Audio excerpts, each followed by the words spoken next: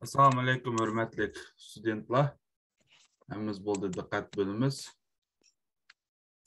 Жаңағы yaxşı ma'lum, o'tganki biz semestrlarda Uyg'ur tilining leksikologiyasi bilan tanishib o'tgan. Uning so'zning leksikalik ma'nosi, so'zlarni biz til boylig'imiz, lug'atning turlari, shunday bir qatorda chetdan kirib o'zlashgan so'zlar qatorliq maqol tamsillarning bizning tilimizga rol to'g'risida umuman leksikologiyani tilimizning boyligi to'g'risida etrafli tanishib o'tgan edik. Endi budaq semestrni biz cho'ng bir bölüm bilan boshlamoqchimiz. U bo'lsa morfologiya. Umuman so'z morfo degan so'z yoki shakl degan ma'noni bildiradi. Logos degan ilm, ya'ni so'zni yoki bo'lmasa so'zning shaklini o'qib o'rgatilgan ilm degan so'z. Endi so'zning o'zining yaxshi shu birinchi kursni tatib qaytarib kelyapmiz. Cho'ng ikki turlik ma'nosi bor. U grammatikalik ma'no va leksikalik ma'nodir. Leksikalik ma'no degan u so'zning asli ma'nosi. U zoti nima ekanligi, u so'zning nimaga taalluq ekanligini aytib o'tadi. Masalan, daftar degan so'zning leksikalik ma'nosini ayt desa, daftar degan u qog'ozdan tuplangan, yozishga va xotiraga bir ma'lumot qoldirishga arnalgan qurol, o'qish quroli yoki bo'lmasa bilim quroli deb atsak, bu shu daftar degan so'zning leksikalik ma'nosi bo'lib hisoblanadi. Endi uning grammatikalik ma'nosi desak, bu so'zning grammatik ma'nosi bu birinchidan ism. Ikkinchidan uningda hech qanday hozircha qo'shimcha yo'q. Ya'ni uchinchidan u tüp ism. Ya'ni hech qanday qo'shimchasiz yoki bo'lmasa belgilik bir morfologiyalik ulanishlar orqali yasalgan so'z emas. Masalan, toshbaqa degan so'zni olsak, ikki so'zdan tuzilgan, lekin bir ma'no bildiradi-ku.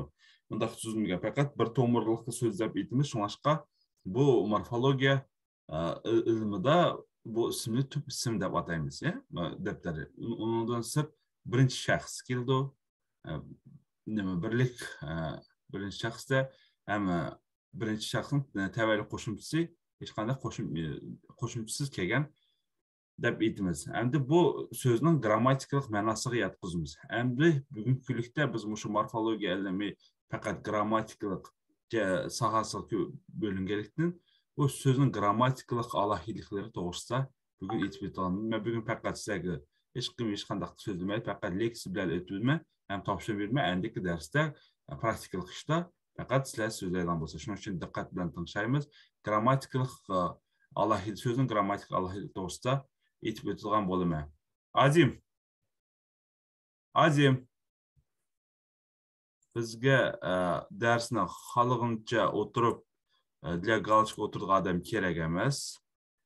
Uni chiqarib bizga o'tirgan odam kerak emas. Ya'ni bu chiqib ketmaydigichlar bo'lsa, mana mana chiqarib bizga dars tinglaydigan odam kerak.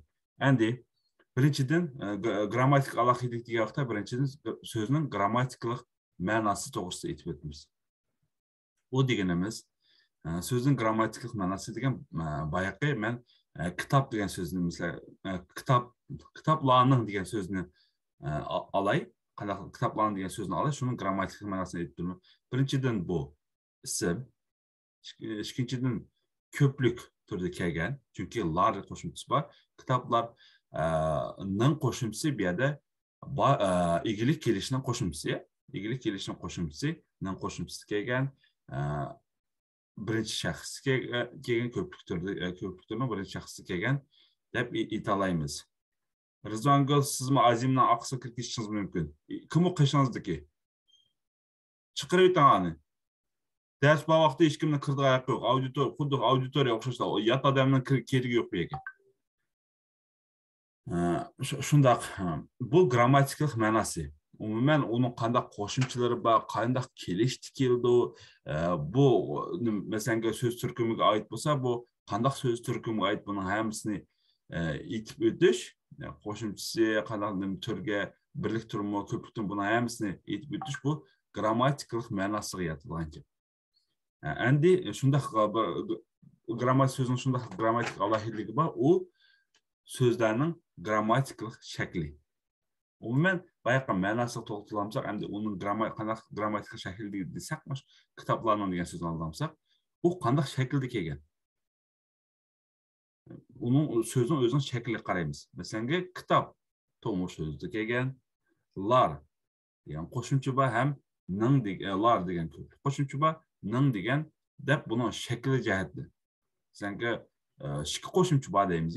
Ikki qo'shimcha biri ko'p qo'shimchasi, ikkinchisi kelish qo'shimchasi bilan kelgan so'z deb aytiladi. Masalan, kitoblarning mu desak, Rizvangul, qishingizni kumu yana bir qitimni deymanka chiqritma.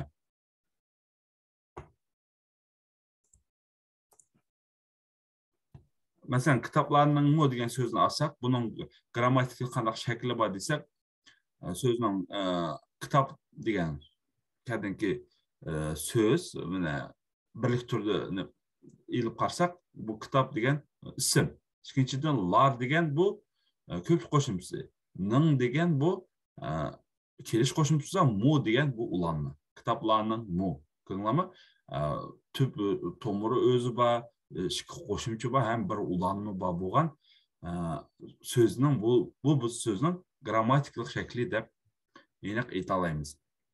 Endi bu grammatik shakli yana bir aytib ketgan narsa, bu yerda so'zning nollik shaklini nazarga olamiz.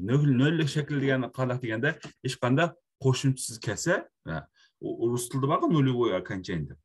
Rus tilini o'qamsanglar, masalan, звезда desaq, uning nimasi? Masalan, yana qanaqa so'zlarni desak bo'ldi, окончание kelgan. Asosan uzuk tovush bilan oyoqlashgan so'zlarni nollik shaklim deb ataymiz. Yani qanaqacha bo'ldi.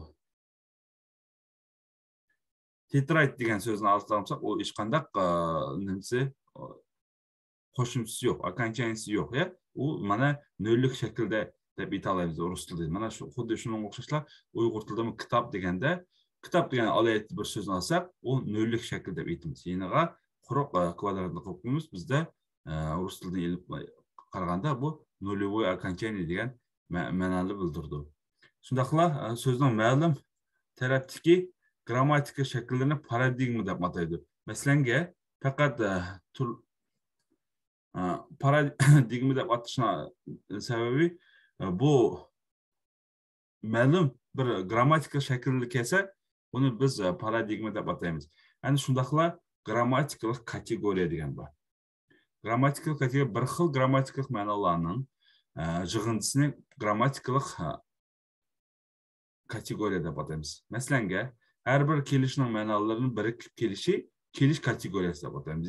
Masalan, umuman kelishga taalluq narsani grammatikada bu qaysi kategoriyaga yetadi desak, masalan, kitobning degan so'zni olsak, bu qaysi kategoriyaga desa, bu so'zni grammatikalik alohidligini aytib o'tsak, bu so'zning grammatik alohidligi grammatikalik kategoriyada yotadi. Ya'ni kategoriyaning ichidagi kelish kategoriyasida deb.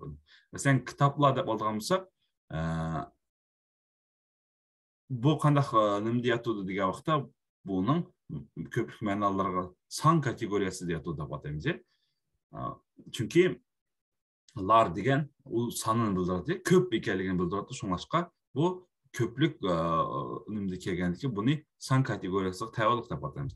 Endi kitoblarning degan so'zni olgan bo'lsak, buning grammatik alohidligini aytsa, so'zning tomiri kitob, lar degan ko'plik son kategoriyasiga keladi, ning degan kelish kategoriyasida deb mana shundaq umuman har bir ma'noni, masalan, bayaqi aytib o'tganda grammatik shakli qanday qo'shimcha ulansa, uni bizda umuman 3 kategoriya bor grammatikada. Birinchidan u son, ya'ni ko'plik birligini bildirdi. Kitob, kitoblar, daftarlar degan o'xshash. Ikkinchidan kelish kategoriyasi, bu barliq 10 kelishi. Kitob degan so'zni turlab chiqsak, kitobning, kitobga, kitobni deganga o'xshash 10. Bu grammatikalik nimasida kelish kategoriyasi. Uchinchisi tavallik shaxs kategoriyasi deb qo'yamiz, ya'ni tavallik. Mening kitobim, sening kitobing, uning kitobi, sizlarning kitobi, sizlarning kitoblari deganga o'xshash mana shundaq shaxsdan turlanganda bu tavallik kategoriyasi deb ataymiz. Bundan sirt morfologiyada Şundaq bir yaxşı uqum var. O söz türkümleri degan. Söz türkümleri degan umuman bayaqı bizga kategoriya etib ketganda endi buning o'zining o'ziktushlik ma'nosi qanday savollarga javob bo'lib kelishiga munosabatli o'zining turkumlari bo'ldi. Masalanga, yanılı şu kitob degan so'zni olsak, bu yerda savol qo'yamiz. Savol qo'yganda uningga nima degan savol qo'yamiz. Nima demak bu ism. Ism deganimiz shaylarning nomini bildiradigan so'z turkumini ism deb ataymiz. Mana bu yerdan biz uning qaysisini chiqara olamiz. So'z turkumlari degan shu. Qanaq turkum, qanaq turi degan so'zda turkum degan so'zni kelib chiqdi. Bu so'zning qanaq turi degan ma'noni bildiradi. Demak, so'z turkumlari degan so'z bu yerda grammatikada morfologiyadagi cho'ng bir tarmoq bo'lganlikdan birinchi kitob degan so'zni olsamsak, endi yaxshi kitob deymiz. Qandaq deganda, bu yerga yaxshi degan so'zni oldigan bo'lsak, qandaq degan ma'no bildi. Demak, bu sifat. Birinchidan savol qo'yish jihatini sifat deganimiz. Ikkinchidan, sifat deganimiz nima degan savol tug'ilamiz. Bu shaylarning belgisini bildiradigan so'z turkumini ataymiz. Burunlarda odam qaydalar maktabda o'qiyotgan desa, birinchi klasslarda shunday o'qigan bo'lsinlar kerak, mumkin undaqmi o'qimagan bo'lsinlar kerak, shunday deb o'qitadi deb. Odam va narsalarning ta'mini, shaklini, hajmini bildiradigan so'z turkumini sifat deb ataymiz deb atadi. Keyingi vaqtlarda shaylarning, bayaq biz odam va narsa degan so'zning hammasi bir so'zda aytganda shaylarning predmet degan so'zdan aytganda rus tilidagi odam va narsalarning belgisini bildiradigan so'z turkumini sifat deb ataymiz. Belgisining ichiga bayaqi biz aytgan ta'mi, shakli, hajmi, rengi buning hammasi shuni haqiqatan belgisi. Qanday belgida ekanligini bildiradi. Bir so'zda aytganda buni belgisi deb qaraymiz. So'nglashqa bu odam va narsalarning belgisini bildiradigan so'z turkumini ataymiz deb atishimiz mumkin. Shundaqla 2, 3, 4 degan so'zlar bor. Bu son. Son degan shaylarning sonini, ritmini bildiradigan so'z turkumini ataymiz. Masalan, faqat sonni deb qo'ysak bo'lmaydi, uning ritmi bor. Chunki inchi, nechi degan qo'shimchalar orqali kelganda u bizda qatorini, ya'ni ritmini bildiradi. Ritmini bildirgachga shunga biz shaylarning sonini u qancha, necha, qanchinchi, nechinchi degan savollarga javob bo'lib keldi deb ataymiz. Uning turlarini keyin oldida yana aytib o'tilgan bo'lamiz. Oldingi darslarimizda uning qanaqa turlari, har birisining o'zining turlari bor. Masalan, sifatning o'zining yasash nimalari bor, ismning o'ziga tushga yasash bor, sonning bor. Xuddi shundaqla ravish degan biz so'z turkumi bor. Bu so'z turkumi sharkatning belgisi. Bayaqi biz sifat bilan nimniki ravishni ayrılishimizdagi bunday bir cho'ng alohidalik bor. Shuni davomli diqqat qo'yinglar, kelajakda muallim bo'lib ishlagandimi, buni tez sizlar arvoldan yaxshi. Sifat degan u shaylarning belgisini bildirsa, ravish degan ish harakatining belgisini bildiradi. Ish harakatining belgisini deganda u xabarning savol qo'yildi degan so'z. Yoki bo'lmasa, shu xabarning belgisini bildiradi degan so'z. Sharkat degan xabar bu bizda. Ham pirimda aytganda. Shu sharkatning belgisini masalanga chaqqan. U chaqqan jugrab keldi desa. Qanday keldi? Chaqqan degan bu yerda bizda buni jumlada ib qaraydigan bo'lsak, bizda bu ravishnikini xizmatini olib qoladi. Chunki qanday holatda kelayotgan deb shundaqla bizda asti, usti degan narsa bor. Bu yerda ostidan kirib keldi, ustidan jugrab chiqdi deganga o'xshash so'zlarni oldigan bo'lsak, bu yerda asti va usti degan so'z bu sharkatning belgisini bildirayotganlikdan bu yerda buni ravish deb ataymiz. Endi keyingi vaqtlarda bizda shundaq bir so'z turkumi qaytildi. Har bir 10 necha yilda ko'p qoldi. U miqdor degan. Miqdor degan so'z bu ikki nima? Son bilan nimaning orasida, ismning orasida shundaq bir keladigan turda buni ib qaraganda bu faqat o'lcham birliklarga emas, o'zimizning xalq orasidagi ölçen birliklerimi kırdı bir yere. Bir yerda qandaq degan vaqtda masalan bir tüp alma desek, xuddi mana shu bir tüp alma, bir bilan alma degan so'zning orsidagi bu tüp degan so'z bu miqdorni bildirdi. Chunki bu yerda biz o'lcham birlik bo'lib kelayotganlikdan tüp degan so'zni olaydan olsak bu ism. Lekin shu nima son bilan ismning orasida kelayotganlikdan bu. Demak bu yerda biz buni alohida olaydan so'z turkumi qatorida ko'rishni to'g'ri ko'rdik. Shunga bu bir tüp alma degan tüp degan so'zi mana masalan bir siqim to'pa desak, bu yerda siqim degan so'zmi sifat bo'lib keldi. 1 kilometr yo'l desakmi, kilometr degan so'z bu yerda miqdor bo'lib keldi. 1 kilogram olma desak, kilogram degan so'z bu yerda nima miqdorning xizmatini atqirdi. Masalan, bir chaqirim yo'l deb, biz ota-onalarimiz bir chaqirim yo'l degan, endi bizga shu kilometr degandan yo'g'ircha atalg'isi bu hisoblanib, bir chaqirim, 5 chaqirim yo'l, 1 chaqirim yo'l deymiz. Shundaqla ko'pligan shundaq o'lcham birliklardan kelgan narsani biz miqdor deb ataymiz. Shundaqla tilimizda ko'p qo'llanilgan so'z turkumlaridan biri, yana birisi u pil. Pil deganimiz sharkatning shaylarning sharkatini bildiradigan so'z turkumi. Shaylarning sharkatini bildiradigan so'z turkumi. Bu yerda nima qildi, nima qilyotdi, nima qilmoqchi degan o'xshash ma'nolarni bildirdi. Bay mana ismga yana bir qo'shimcha qilib ketay. Ism degan faqat kim va nima degan savollar emas. Faqat ko'plikda kimlar va nimalar, ham shundaqla qayer degan savolga javob bo'lib keldi. Masalan, o'z vaqtlarida biz buning ancha e'lon qilmagan, keyingi vaqtlarda olimlarning tadqiqot, Uyg'ur olimlarining tadqiqot bo'yicha biz belgilik bir joylarga hech qachonda nima, kim va nima deb savol qo'yamaymiz. Masalan, Olmuta desa, nima demaksa o'sha qayerda degan savolni bersa.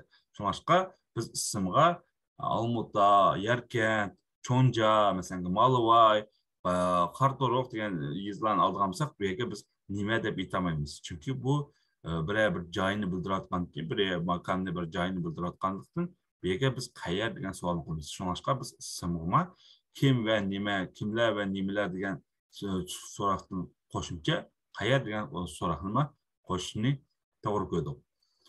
Shunga bir qatorda biz umuman so'z turkumlarini cho'ng ikki turga bo'lamiz. Mustaqil so'z turkumlari va yordamchi so'z turkumlari. Mustaqil so'z turkumlarida mana yana bir so'z turkumi bor, u almash. Bu almash barliq so'z turkumlariga almashib keladi. Barliq faqat biz ismga emas, u sifatga, fe'ilga, songa, ravishga hammasiga almashib keladi. Shunga buni almash deymiz. Masalan, Gulnaz bugun darsga kelmadi.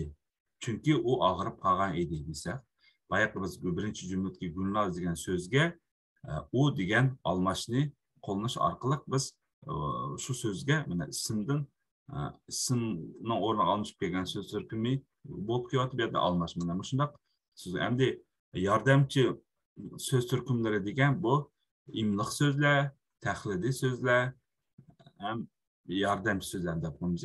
Mana yordamchi so'zlarning o'zi ulanlar, bog'lovchilar, tirkalimlar deb uchga bo'linadi. Shu imliq so'zlar deganimiz masalan hissiyotni, to'g'rilarning chaqirishi, ya'ni bilma tahliliy so'zlar deganimiz yalt-yult qilish. Masalan, osmonda qattiq chaqmoq chaqsa, biz uning hech qanday ovoz chiqmayotgan deyishni dalamaymiz-ku. Uni masalan shunga uni yalt-yult qilib chaqmoq chaqdi deymiz. U qanaqdir bir shu narsaga qarab biz o'zimizning tasavvur bo'yicha aytamiz. Hamda ovozga tahlil deganlar bor. Masalan, shu chaqmoq chaqib qo'ygan keyin havoray guldir qattiq qarasaydi. Shunga havoray qattiq guldirildi yoki bo'lmasa qarasladi degan so'zlarni o'xshash shunga ovozga tahlil qilib biz shundaq tahliliy so'zlarni yasaymiz. Ham shundaqla bayaq biz aytib o'tganimizdek yordamchi so'zlar bizning tilimizda nihoyatda bir so'zni so'zga, jumlaga ulash orqali demak bizning o'yimizga qo'shishga çoğun özü bir öz aldığı bir məni anlatamısıma, cümle bölekleri bolamısıma, öz aldığı məni anlatamagan ki, o cümle bölekleri bolmaydı. İsinglar bolsun, yardım sözler hiç kaçanda cümle bölekleri bolamaydı. Sonuçta yardım sözlerinin özü üç bölündü. Bağlıqçılar, tirkelmeler, ulanmalar. Bağlıqçılar degenimiz bağlıqçıların özünün bir neçtir be, ayırğıcı, bağlıqçı, biriktirgüç, bağlıqçı, sebep maksat ve netice bağlıqçı degen oxşar bağlıqçıların bir 5 türü var. Hem de şundaq bağlıqçıların içinde mesela ve, bilen, yaki degan sözler oxşarsa bu bağlıqçı yatıdı. Endi şundaq bir narsa var. Bilen sözü bez vaqtda o nima xizmatni atqaralaydi, bağlıqçının bez vaqtda tirkalning xizmatini atqaraydi. Masalan, onu qanday bilmizga vaqtda Çimengül bilen Dilara kollejga keldi desek, bu yerda so'zni bog'layotganlikdan Çimengül bilen ikki ismni bir-biriga bog'layotganlikdan bu yerda biz bilanni bog'lash deb ataymiz. Endi shundaq bir ma'noda keldi. Masalanga Zarina mashina bilan kollejga keldi desek, shu nima bilan kelganini bildiradi. Tirkil masalanga uni uyquga ikki ismini arsiz kema atıdı. Mesela Zarina maşını bilen geldi. Ya? Maşını bilen gel. Onun bilendin ki mesela şuna yardım sözdün ki bir dilla haber yakımız pir kese demek o Türkiye'nin oranatı. Bayakı bilen mi bilen bunu bayakı bilen bunu bilen çıksın ayrımcılık var mı? Baya elbette. Çünkü eğer de söz ulatkansa meyde kanakta bir şirketinin kandak diyorsun da emelik iş atkalığını bizge itip ötüdü. Umumen şu söz türkümleri morfologiyada biz bugünkülükte etraflık itip ötüdüğün mavzularımız mana muşnulda. Endi bu şu toğusda koyulduğun suallarınlar var mı? Cıkınlar, ekranınlarını koşsanlar yaxşı boladı.